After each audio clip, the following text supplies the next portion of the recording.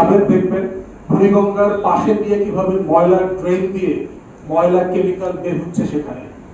এই ময়লাগুলো প্লাস্টিকগুলো মাটির নিচে জমে থাকে, জমে আস্তরের পর আস্তর হয়।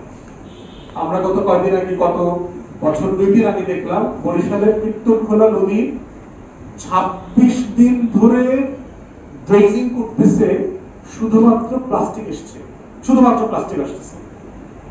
তাহলে এই যে আমাদের নিজেদের কামাই 2 হাতের, যে প্লাস্টিক গুলো কিভাবে বর্জ্য অপসারণ করতে হবে, বাজে পানি নোংরা পানি ঢোকা বন্ধ করতে হবে, প্লাস্টিক যেন নদীতে না যায় সেটা কিভাবে বন্ধ করা যায়, তার কোনো উদ্যোগ চেষ্টা আমাদের পরিবেশবিদরা, পরিবেশ আন্দোলন যারা করছেন তারা বলবার পরেও কোনো উদ্যোগ নেওয়া হচ্ছে না। অতএব নদীর যে গভীরতা সেটা কমে যাচ্ছে।